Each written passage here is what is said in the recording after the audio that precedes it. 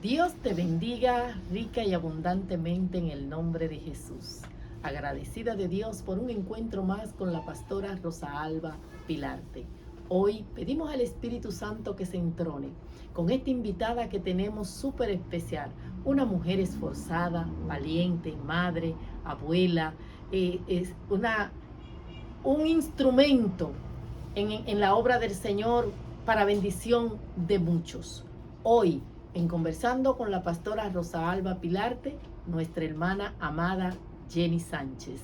Jenny, Dios te bendiga, Dios te guarde. ¿Cómo tú estás? Dios te bendiga más y Dios bendiga la obra que vienes haciendo, una obra que yo celebro porque viene dirigida directamente por el Padre Eterno. Jenny, sé que eres una mujer experimentada, sé que eres una comunicadora extraordinaria y tienes un conocimiento en la psicología, en muchas áreas. Eres una mujer multifacética, es la palabra que se dice. Así. Pero hoy yo quiero que tú me hables de esa grandeza del Señor en tu vida. Gloria a Dios. Bueno, en una ocasión, o en más de una ocasión he dicho que quiero escribir un libro, pero lo he dicho incorrectamente porque debería ser o mencionar una enciclopedia.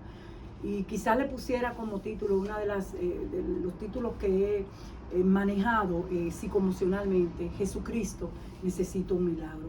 Esto surgió cuando empecé a escuchar los diagnósticos médicos y sabía que solamente un milagro podía recuperarme o podía salvarme. Y en medio de aquella negrura que me propiciaba o me sumergía el rigor de mi diagnóstico, mi madre, el haber perdido a mi madre tan recientemente y posteriormente el diagnóstico de mi padre, y ver cómo aquellas columnas, aquellos pilares de mi vida se iban menoscabando, yo comprendí que mi vida definitivamente necesitaba que levantara la mano y dijera: Jesucristo, necesito un milagro. Entonces ya no sería un libro, sería una enciclopedia, porque desde que caí en el vientre de mi madre, realmente el enemigo ha querido matarme, y ha sido una cosa que, sin tener la explicación del por qué, ha sido golpe tras golpe. Tuve una niñez muy difícil, tuve una niñez rodando mucho. Yo soy hija de Toño Sánchez, el famoso héroe del 30 de mayo. Mi padre no me enorgullece, pero debo ante ustedes confesar, con cierto dolor o con dolor, porque nadie tiene derecho de quitarle la vida a nadie. Mi padre fue uno de los que mató a Trujillo. Mi papá fue del 14 de junio. Aquí en Casita Muñeca podemos ver reconocimientos y cosas de mi padre. Imagínense ustedes el legado. Imagínense ustedes. Caí en el vientre de mi madre y dentro de un marco muy difícil. Unos años atrás había muerto Trujillo, pero no nací para el tiempo de antes de Trujillo. No viví físicamente con Trujillo en el mismo escenario. Nací posteriormente, pero nací en esa resaca. Nací cuando los del CIN o los calieses todavía perseguían, cuando aún la influencia de los hijos y familiares de Trujillo se hacía sentir en República Dominicana, aún estando en lugares como Madrid y etcétera. Mi padre todo el tiempo perseguido, acosado. Mi madre, que fue una persona con la que Trujillo se ensañó y se enamoró. Mi mamá fue Yané Montes de Oca, reina de belleza, muchas veces. Dicen que una de las mujeres más lindas, la comparaban con las hermanas Mirabal, perdónenme ustedes, con humildad, aún más linda, porque mi madre tenía el cabello más largo, una combinación de árabe con mujer criolla. Era una mujer, pero lo más hermoso que tenía mi madre era su corazón y su firmeza y su postura. Mi madre fue capaz de decirle a Trujillo: pero ¿cómo va a ser, presidente? Usted puede ser mi papá. Ya se lo dejo en punto suspensivo para que ustedes sepan cómo mi madre tuvieron que esconderla en diferentes sitios. Aquello fue una persecución donde familiares nuestros perdieron la vida y fueron encontrados posteriormente en sacos, etcétera, etcétera. Años después, y aún en ese ir y venir de la política, el acoso, la persecución, estando en Puerto Rico, mi madre, había un avioncito que viajaba, eran chiquititos, se llamaban Quisqueyana de Aviación y luego Dominicana de Aviación. En ese avión se trasladaba, mi papá viajaba a Puerto Rico cuando podía, escondido, o mi mamá. Era una cosa que, para ver si aquello verdaderamente constituye una historia de amor, pero una cosa tremenda. Queda mi mamá años después de la muerte de Trujillo, reitero, embarazada. Para mi padre fue una alegría tan grande, porque mi padre, cuando cayó en la 40, fue muy torturado a nivel de sus órganos, su órgano masculino y todo su sistema masculino de reproducción y virilidad. Y mi padre, lógicamente, creía que los hombres de antes tenían todavía el ego más exacerbado que ahora. Un hombre que tuviera en su función eréctil y demás problemas, hasta se suicidaba, se daban un tiro y demás. De ahí el general, ¿recuerdan ustedes? El famoso general aquel de Inver, Puerto Plata. Pero no voy a entrar en esa historia porque es muy larga. Mi padre tenía como ese temor. Pero ¿qué pasa? Que queda mi madre embarazada y mi padre comprueba que todavía le está el macho, y mira, y ya ustedes saben cómo a partir de ahí comienza mi padre a verme como su hija milagro. Milagro porque fue la que decía él, a contadas del mismo a mí, que fui su hija preferida, fui la sombrita de mi padre, estaba en todas partes con él. Bueno, yo crecí buscando las escapadas cuando vivíamos fuera y cuando teníamos que huir o nos tenían que esconder. Donde quiera que nos escondían, yo buscaba chiquitita para poder encontrarme con mi padre. Mi mamá lo sabía.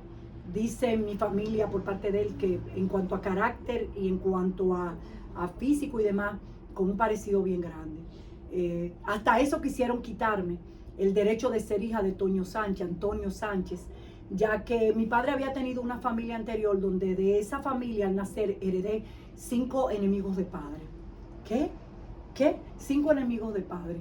Enemigos de padre, en lugar de llamarlo hermano de padre, que lucharon desde que caí en el vientre de mi madre, porque fue una promesa hecha a su madre, según lo entendí. Háganle la vida imposible, no la dejen. Una historia también muy dura en la que no me quiero meter en este momento, porque aún hay muchas personas vivas de un lado y del otro, y no quiero despellejar, ni quiero levantar, ni abrir heridas, pero sufrí mucho. Primero para nacer, ya que intentaron y buscaron de toda manera persecución, tigres atrás, pedradas a mi madre que yo no naciera. Nací, al nacer solo tenía horas, cuando ya se montó una vigilancia también, etc. Finalmente el Señor me guardó, como dice David, desde el vientre de mi madre. Nací, nos trasladan a Puerto Rico, nos esconden de Puerto Rico a Añasco, aquí, allí, allá. Así fueron mis primeros años. Hasta los aproximadamente 9 años, cuando ya nos trae mi padre, ya las cosas habían cesado. Sí, un poquito, bueno, cesado no totalmente, pero había bajado un poco aquella cuestión de, exacto. Y nos trae a República Dominicana. Estuvimos en diferentes sitios. Yo era nómada con mi madre, siempre de la mano de mi mamá, excelente madre, bendito sea Dios. Tuve el privilegio de tener una madre y un padre que verdaderamente puedo decir que fue un regalo del mismísimo Dios, aleluya. Porque ya antes de yo nacer, Él tenía una selección, una escogencia de quienes tenían que ser los guardianes para asegurar y garantizar mi vida, porque había un depósito del Señor, del Espíritu Santo en mí, y no podía ser tirado por la borda. El Señor sabía los propósitos, el diseño, el manual que Él había escrito para que fuera lo que es o lo que ha sido mi vida. Nazco, ¿verdad? Como te decía, empiezo a caminar esos años de aquí para allí, de allá para acá, protegida por la familia de mi madre, excelente familia. A la de mi padre casi no la traté porque desde el principio la mayoría se inclinó hacia los primeros hijos de mi papá y esa señora y demás. Pero algunos que nos buscaron con cariño y recibieron la aprobación tanto de la nobleza de mi madre como mía, que era una niñita. ¿Qué sabía yo? Mi tía, ¿qué sabía yo? A los 9 años y algo, mi padre nos posiciona aquí en República Dominicana. Posteriormente nos hace una casa, sin lujos, sin cosas, pero él quería, como mi papá sabía que su vida, él decía en cualquier momento, quién sabe cuál está escondido, porque todavía en nuestros días, el trujillato o el trujillismo no ha terminado. Hay personas que ustedes lo oyen en cualquier esquina, ay, pero Trujillo debería volver santo, o dicen, en los tiempos de Trujillo nada de esto pasaba, ay, pero qué falta hace Trujillo. Bueno, bendito sea Dios. El tema es que entonces viví, como les decía, una vida muy contradictoria dentro de un marco lleno de problemas. En una ocasión recuerdo que murió mi abuelita y nos llevan al cementerio de la Máximo Gómez. Estando allí, uno de mis hermanos, yo les llamo hermano, consideró que mi madre, que no debíamos estar, no sé si su mamá iba a estar también, y ellos vivían con esta cosa. Era una promesa que, según entendí y me contó un familiar por parte de mi padre, se hizo de parte de ellos, una solicitud de su madre a ellos, y ellos asintieron cumplir. Y créanme que se hizo la lucha, porque todavía a nuestros días y a mi día, donde somos un paquete de viejos ya todito, y todavía yo sigo sintiendo persecución, daño, detracto, a nivel de aún llamar, y haberse quedado con todo lo de mi padre. Su hijo más pequeño de ese lado, que tiene su historia también. Lo que pasa es que las cosas son al tiempo de Dios. Cuando usted va a decir que el otro es hijo de la calle, no sé qué, cállese la boca, que usted no sabe, ¿verdad? Entonces es mejor guardar silencio, porque todas las familias tienen muchos secretos y muchas cosas, y muchas situaciones, secretos y situaciones de las que yo soy depositaria.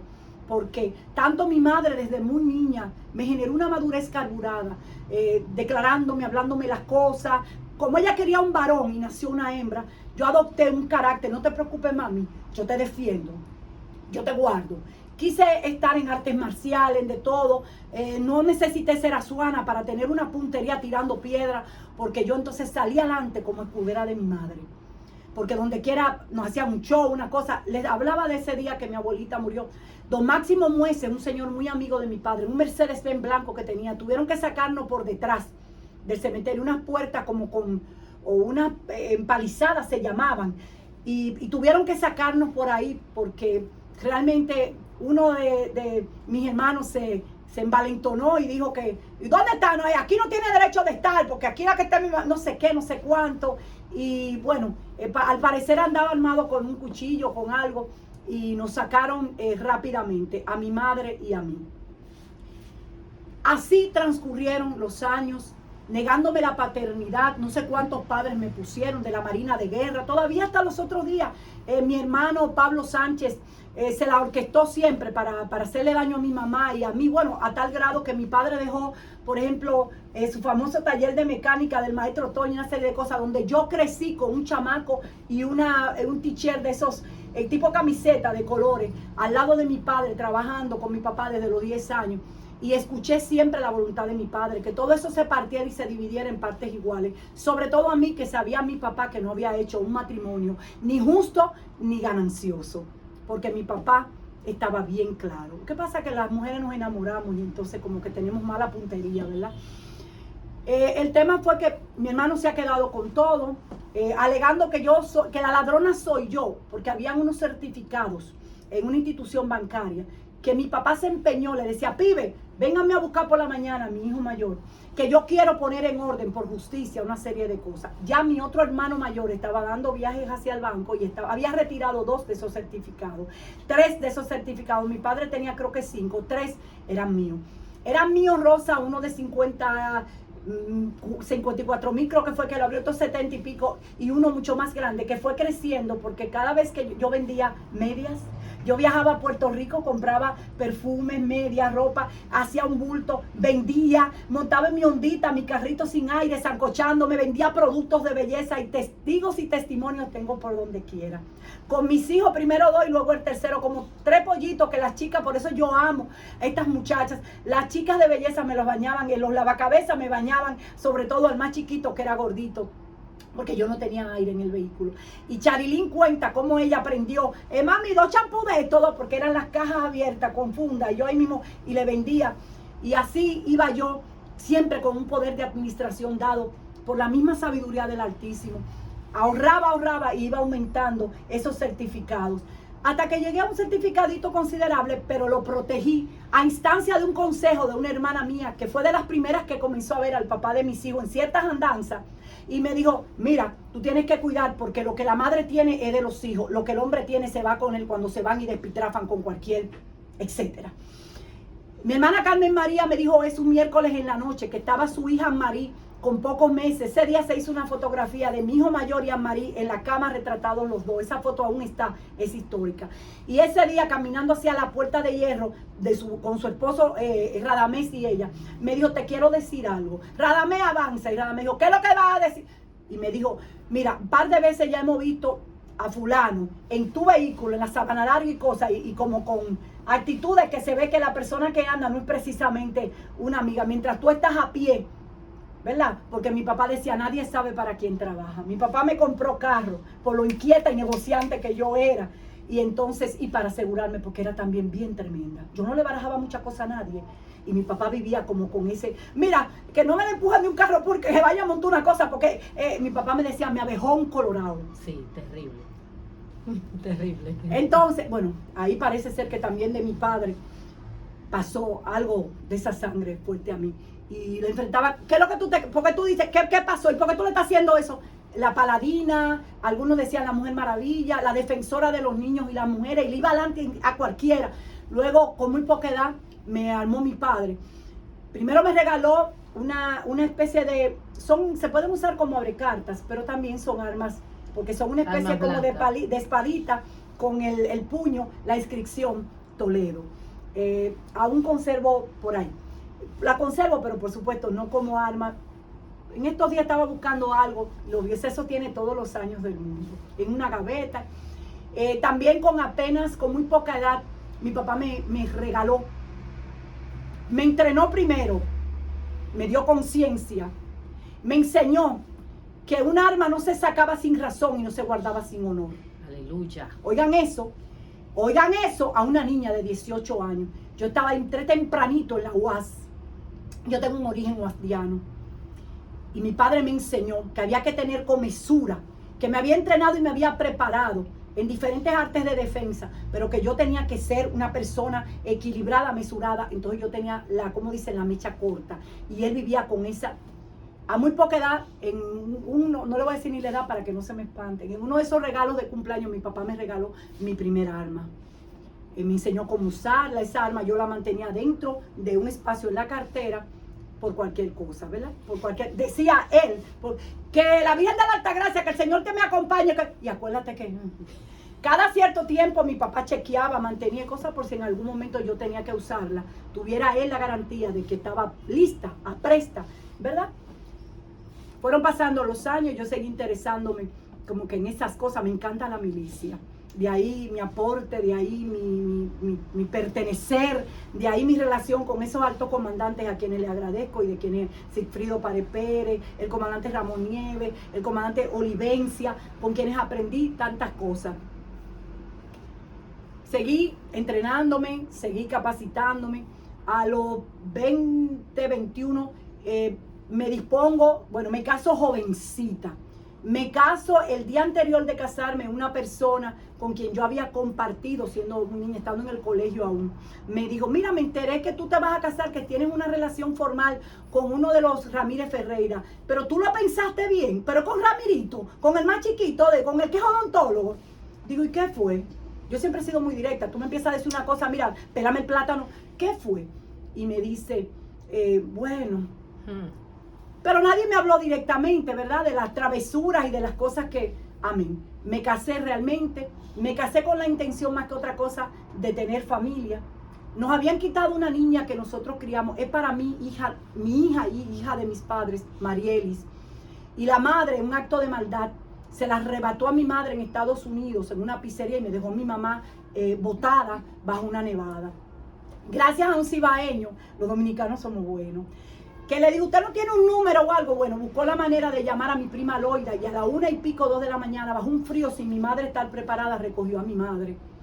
Y mi madre vino como con 20 y pico de libras, porque esa niña para mi mamá, hasta el último momento que cerró los ojos diciéndome que no se la desamparara, que la cuidara, que yo sabía que tal persona no la que mami, esa niña de nosotros. Y creo que le he cumplido a mi madre, porque esa niña es uno de los amores más grandes de mi vida, gloria a Dios, después de mi Señor. Traté de ser una persona justa, aguantadora, esforzada, limpia en mi accionar, en mi conducta.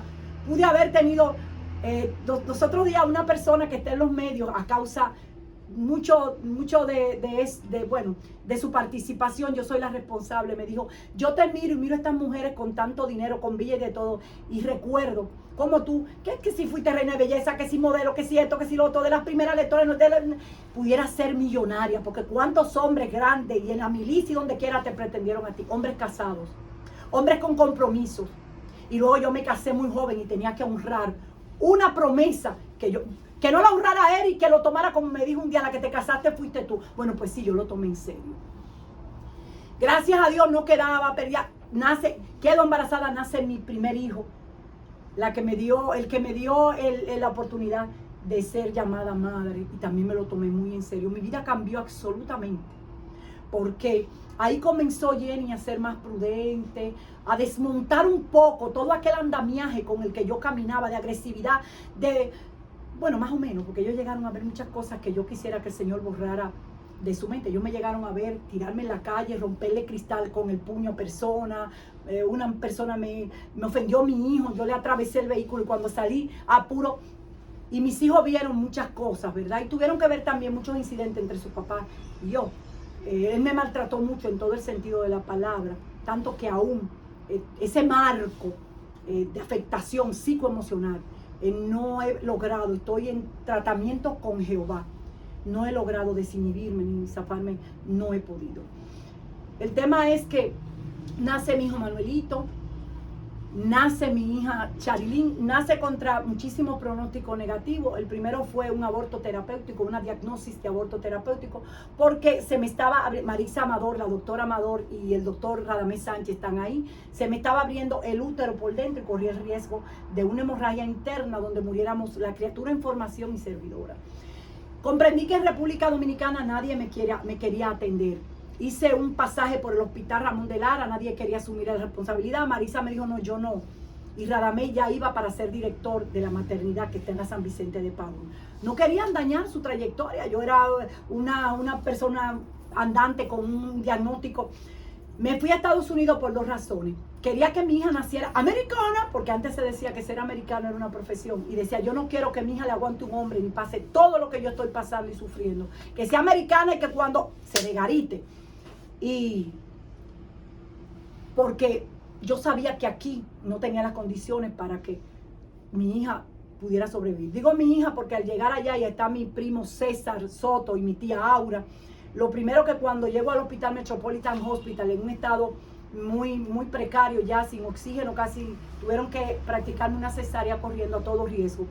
Mi primo se hizo pasar porque era mi esposo, lo pusieron a firmar. Cuando aún yo consciente me preguntan que la cirugía era muy peligrosa, la cesárea, que en caso de que yo prefería, le dije, salven a la niña. Y mi primo dijo, espérate, eso no es así, salven a la niña. Si me tienen que dejar morir, salven a la niña. Mi tía se puso a llorar, hicieron una llamada al papá de mis hijos aquí, y él contestó, no, que esa mujer no va a dejar a mí con este muchacho huérfano, no, que yo qué. Pero el corazón de madre es algo que volví a repetir y le hice a César, lo agarré por aquí, por la muñeca, recuerdo que tenía el reloj y lo presioné aquí. Y su esposa Alicia, que era enfermera.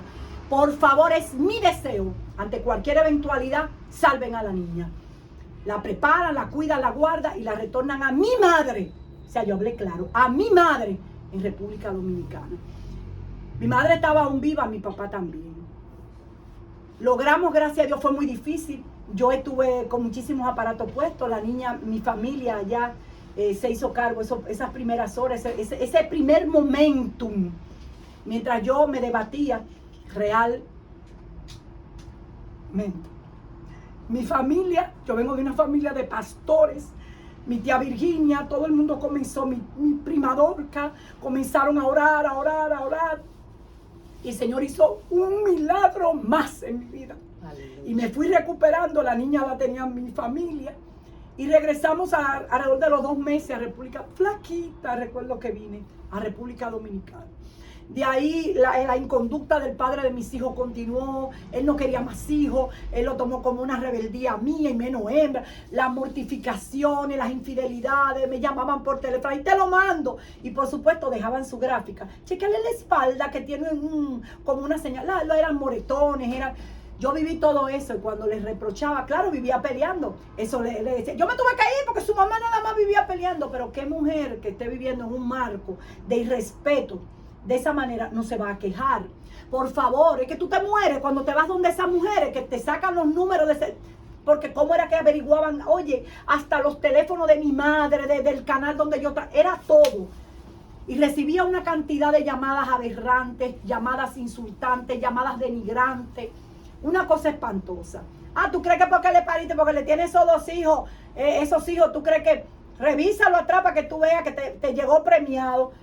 Cuando yo efectivamente, él a veces no quería ni quitarse el polocher y buscaba la manera y se iba a la habitación de los varones.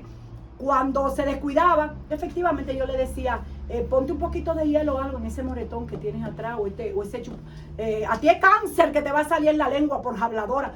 Y siempre negó y negó, pero los hijos y los resultados están por ahí. Años después me enteré que la niña de la chica que era asistente en la dirección de droga, en el departamento de Relaciones Públicas, es su hija.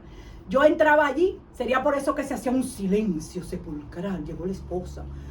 Y saludaba a todo el mundo, y saludaba a Jacqueline, saludaba a todo el mundo. Inclusive esa muchacha había tenido experiencias anteriores y nunca había quedado, estaba diagnosticada lo que se llamaba legalmente útero infantil, matriz infantil, que no podía tener, pues parece que los espermatozoides de esa raza son metralla, porque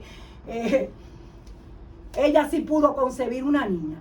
Y la felicito, fue una mujer valiente cuando se le propuso, bueno, si tú quieres seguir conmigo, en calidad de querida, ¿verdad? Si tú quieres seguir conmigo, tienes que abortar. Ella se plantó y dijo, pues mira, voy para 40 años y yo estaba diagnosticada una mujer infértil. Y aún sea dentro de pecado, Dios me está dando esta oportunidad, y se plantó. Bueno, pues al parecer, según lo que ella me dijo, estando en el hospital central de las Fuerzas Armadas, él se retiró completamente y le dijo, pues tú me das, porque era una persona que no se le podía, era, sí señor, y lo que usted diga, sí señor. Se retiró completamente y la relación se fue cayendo al nivel de que la niña nació, la fue a ver, la niña tenía 3, 4, 5, 6, 7 meses, no sé, y le dijo, así es mía, mire esa chinaíta es mía. Después de ahí creo que a los 7 años volvió a verla y no le puso su apellido a la niña. Estando en el hospital central, coincidimos esta muchacha y yo, y va y me dice, yo tengo que pedirle perdón a usted.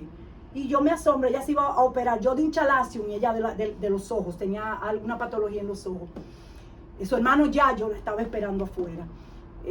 Yayo es el papá, el que ha adoptado la paternidad de la niña.